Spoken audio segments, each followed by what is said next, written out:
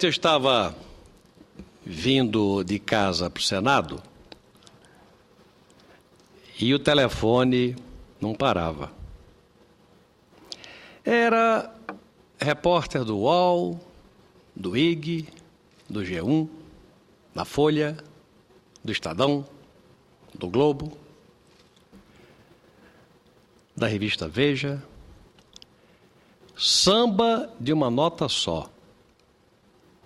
O que é que eu achava da declaração da ministra Maria do Rosário sobre os lamentáveis acontecimentos de ontem que eu tinha visto na televisão,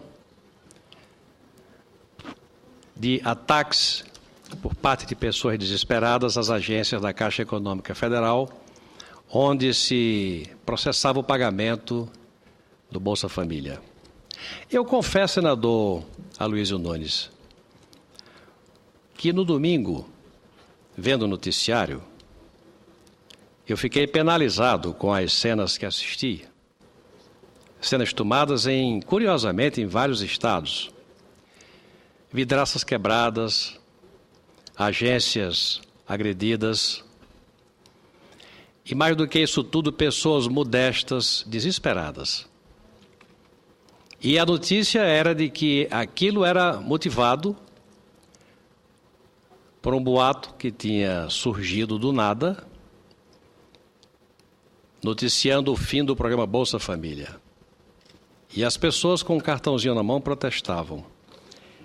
A primeira leitura que eu fiz, e fiz com tristeza, é que o esforço do programa Bolsa Família, que é um programa de redistribuição de renda pública, com pressupostos de fazer com que aquele programa remeta aquelas pessoas a um patamar superior de renda ou de qualificação ou de vida. Do contrário, você estaria com um programa subsidiado por 25 bilhões de reais ao ano, entregando a receita do Brasil a pessoas para fazê-las prisioneiras, dependentes politicamente. Eu me recuso a acreditar nisso. Não é possível que o governo faça uma perversidade dessa. Mas as cenas que eu vi me entristeceram muito, porque o que eu estava constatando é que o programa Bolsa Família, que é um programa, repito, bom, iniciado do programa Fernando Henrique Cardoso, Vossa Excelência se lembra, foi ministro do governo, era o Bolsa Escola. Você dava o dinheiro à família com o compromisso da família manter a criança na escola, como forma de preparar a rede familiar para o futuro melhor. E evoluíram o programa, aumentaram o programa para o programa Bolsa Família com a simples doação de dinheiro. O que é que eu vi? Eu vi que aquelas pessoas desesperadas, atacando as agências do Banco da Caixa Econômica Federal, o faziam porque não tinham alternativa de sobrevivência. Ou seja, o programa que há algum tempo vinha existindo estava naquelas cenas mostrando que não ia chegar a lugar nenhum, porque o Bolsa Família é uma simples dação de dinheiro, sem a contrapartida em incentivar as pessoas ou dar às pessoas a oportunidade de crescerem na vida. Ou seja, gastar os 25 bilhões, dando sim a oportunidade da sobrevivência, mas estimulando as pessoas, induzindo as pessoas a enveredarem por caminhos de melhoria de vida efetiva, por qualificação, por adestramento em algum tipo de mão de obra, para conquistarem um lugar ao sol, com um trabalho, com um emprego. Na hora em que eu vi aquelas centenas de pessoas agredindo as agências da Caixa Econômica, eu vi a falência do programa, porque o programa estava voltado para a doação de um dinheiro em troca da sobrevivência. Seria a falência do programa Bolsa Família. Seria deixar os miseráveis, as pessoas muito pobres, entregues definitivamente à condição de miseráveis. Essa foi a primeira leitura que eu fiz. Penalizado, porque eu percebi ali, pelo desespero das pessoas, que aquelas pessoas não tinham uma alternativa de vida que não aquele pedaço de dinheiro que o Bolsa Família dava. E o Bolsa Família deveria ser, como o Bolsa Escola se propôs, devia ser um gasto público voltado para melhorar a vida num primeiro momento e estimular no segundo momento uma melhoria no padrão de vida, na qualidade de vida e de patamar de vida das pessoas. Ou seja, gastar o dinheiro para ter um primeiro momento satisfatório, mas principalmente construir, pavimentar uma estrada para que as pessoas saíssem de verdade, da condição de miseráveis para almejar uma perspectiva de vida um pouquinho melhor. E o desespero daquelas pessoas me mostrava que não. Que o Bolsa Família era um programa para simplesmente dar a oportunidade às pessoas de sobreviverem, mas dependentes. Se aquele dinheiro faltasse, as pessoas entravam em desespero. Foi o que as cenas me mostraram. Se aquele dinheiro faltasse, as pessoas não tinham nenhuma apelação, não tinham alternativa. Não lhes foi dada alternativa para que elas pudessem, com a sua própria qualificação, construir um futuro melhor. Uma coisa perversa, mas eu percebi isso. Mas as perguntas que me faziam, os repórteres todos, no dia seguinte ao que eu vi a matéria e da constatação que eu fiz, é o que eu achava da declaração da ministra Maria do Rosário, que atribuía à oposição a divulgação, a difusão deste boato. Eu quase caí de costas, senador Romero Jucá. Sabe por quê? Porque isso é uma afronta à inteligência. Vossa Excelência é político lá em Roraima, como o senador Aloysio Nunes em São Paulo e a senadora Ana Rita no Espírito Santo. Sabe que em política existe primeiro momento, segundo, terceiro momento, tem o fato e o desdobramento do fato. Todos nós sabemos disso. Todos nós sabemos. Como é que a oposição iria cometer a burrice de espalhar um boato inverídico para no momento seguinte se descobrir que não era verdade e a oposição ficar com cara de tacho e assumir a responsabilidade por um desgaste absolutamente perverso? Seria um atentado à inteligência da oposição. E a ministra, senador Aloysio, ministro de Estado, Vossa Excelência foi, eu nunca fui. Ministro Romero Jucá já foi ministro de Estado. Não tem o direito de se manifestar por Twitter para acusar a oposição. Ou faz ou não faz nota oficial. De governo que tenha vergonha, é nota oficial. Assuma a responsabilidade da acusação, se é que quer fazer a acusação com responsabilidade, a não ser que queira cometer a leviandade.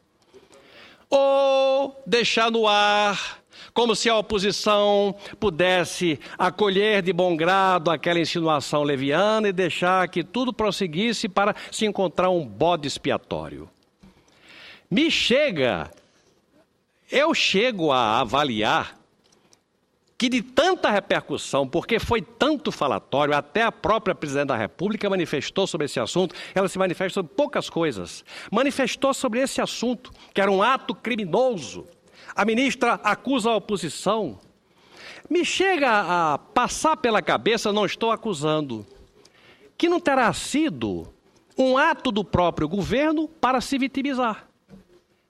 Eu não sei, eu não estou aqui acusando, mas passa pela minha cabeça, senadora Ana Rita, passa pela minha cabeça que seria gente do próprio governo espalhando a notícia para se vitimizar. De tão boba a acusação, a oposição pode ser tudo, agora cometer um ato de burrice como esse, desculpe, isso é um atentado claro à inteligência da oposição. Jamais poderíamos fazer isso sob pena de incorrermos no pecado mortal da obtusidade, de sermos obtusos, de sermos pouco inteligentes, de sermos burros, como disse Jorge Gerdau Johann Peter a respeito dos 39 ministérios da presidente, que era um ato de burrice. Seria uma burrice da nossa parte. Ouço com prazer o senador Aloysio Nunes Ferreira.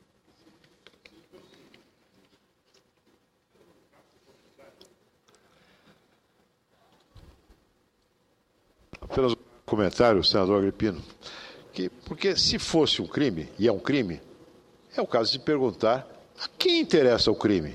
Seguramente a oposição não, porque, como bem Vossa Excelência disse, a oposição correria o risco gravíssimo de ser desmascarada no momento seguinte. Ao passo que para o governo, eu não quero também fazer essa insinuação, mas que para o governo forneceria uma excelente oportunidade de reafirmar o compromisso do governo que de resto é nosso também, da oposição, de manter o Bolsa Família. É evidente, nós temos todo interesse em manter aqueles milhões de brasileiros que o programa diz ter tirado da miséria, que foram muito menos, porque os R$70 com a inflação do período decorrido já significam R$77. E, infelizmente, a quantidade de brasileiros que com aquele dinheiro baixaram para a linha de pobreza aumentou. Não é mais aquilo que é apregoado pelo governo. Mas esse é o outro lado da história. Agora, o que é que eu acho? Eu acho que a partir do fato das manifestações do governo, da própria presidente da República, impõe-se aos órgãos de investigação do governo, à Polícia Federal, a identificação dos responsáveis. Porque este assunto é grave, situou-se no plano da difusão de uma boataria pelo Brasil inteiro, é o que se supõe, prejudicou pessoas, prejudicou patrimônio público, e é preciso que se esclareça quem foi o responsável por isso daí. Uma coisa é certa, da oposição, de nós, sabermos de um fato como esse, jamais seria ato de burrice. Agora, a coisa precisa ser esclarecida? Precisa. Até para que o programa Bolsa Família, que nós queremos que continue, que prossiga melhorado, consertado, objetivando encaminhar as pessoas para um patamar melhor de vida, merece, em nome de sua continuidade, merece uma explicação. Este fato que maculou, que colocou na cabeça das pessoas uma dúvida, continua ou não continua, até em nome disso, da reafirmação de que continua, é preciso que se encontrem os responsáveis pela divulgação, pela difusão do perverso boato que levou pessoas ao desespero. As agências da Caixa Econômica, com seu cartãozinho na mão, brandindo, em busca do último refúgio, da última esperança. Mas, senhor presidente, senhora presidente, senhores senadores, eu gostaria de fazer uma apreciação sobre, ainda que rápida, sobre o momento que estamos vivendo. Senador Romero Jucá, o jornal o Globo, deste final de semana, divulgou um dado estarrecedor. A máquina pública, os 39 ministérios do Brasil, o funcionamento dos 39 ministérios do Brasil custa 58 bilhões de reais por ano. É mais do que o dobro do que custa o Bolsa Família. Eu vi e já sabia que existe na esplanada dos ministérios um prédio chamado Torre de Babel, onde existem instalados ou amontoados funcionários de vários ministérios. A fotografia de um dos jornais do domingo mostra a reunião do ministério, 39 ministros com mais a presidente. Parece um pequeno comício. É impossível. Um presidente, eu já fui governador, eu sei como é possível você ordenar administrativamente o movimento de um governo. Fui governador 8 anos. Eu sei como é que você consegue construir as barragens, as estradas, as escolas, os hospitais, as creches. É você comandando, cobrando, tendo contato pessoal com o executor. Com 39 ministros, impossível. É impossível, mas existem 39 ministérios que custam 58 bilhões de reais, o dobro do Bolsa Família por ano. E que ocupam um prédio na esplanada dos ministérios, onde estão 3 ministérios, a estrutura de 3 ministérios, onde as pessoas se encontram no elevador e não sabem nem que pertencem a uma mesma estrutura de governo. Porque é a confusão institucionalizada. O que é que está ocorrendo neste país? Eu acho que é momento de fazermos uma reflexão. O Brasil, que foi governado por Fernando Henrique Cardoso, num dado momento viu o milagre acontecer, o fim da inflação, com o Plano Real. Um plano bem montado, com responsabilidade, com determinação, que fez com que a inflação, que era um dragão indomável, fosse finalmente domado. E o Plano Real aconteceu, Muitas coisas importantes, como a lei de responsabilidade fiscal, aconteceu. As finanças públicas se estabilizaram a partir de metas de inflação, a partir de banda cambial estabelecida, o fim da conta única, da conta movimento. Uma série de coisas aconteceram que colocaram a economia do Brasil no trilho. Quando isso aconteceu, ganhou a eleição o ex-presidente Lula, que não tinha treino, nem tinha grandes quadros, e assumiu a presidência da República e, por cautela, boa cautela, assumiu a presidência e colocou no comando da economia do país pessoas com compromisso com o que tinha dado certo. Tudo aquilo que tinha dado certo no passado. Ministro Palocci, etc, etc, etc. Durante um bom tempo, e aproveitando a bonança internacional, o Brasil caminhou corretamente no trilho que Fernando Henrique havia deixado e avançou. Entramos na bonança internacional e passamos a ter recordes de exportação, a atividade econômica cresceu, a receita fiscal cresceu, e aí perdemos a grande oportunidade de fazer o que, por exemplo, Colômbia, Peru, Chile fizeram. Com um superávit fiscal, você partiu para fazer fortemente infraestrutura com recursos do Tesouro e baixar a carga tributária. Porque já que havia recurso próprio suficiente, você não precisava arrecadar tanto, não precisava tirar tanto da economia e podia fazê-la competitiva, provendo de infraestrutura de estradas, portos, aeroportos, comunicações. Fazer da infraestrutura do Brasil um instrumento de abaixamento do custo do Brasil para possibilitar que a produção brasileira fosse para os brasileiros, mas também fosse vendida para o exterior, possibilitando que a economia do Brasil fosse maior do que o mercado interno do Brasil. Isso até um certo momento aconteceu. O que ocorre hoje é a constatação de um fato que, lamentavelmente, nos entristece. Do primeiro momento, onde os fundamentos da economia do governo que havia passado foram atendidos, quando o governo do PT se instalou e tomou conta do governo, aí botou as garras do lado de fora e começou a acontecer aquilo que produziu os resultados nefastos de hoje. Primeiro, agigantou-se o Estado, com a instalação de um ministério atrás do outro para atender a necessidades político-partidárias de uma aliança.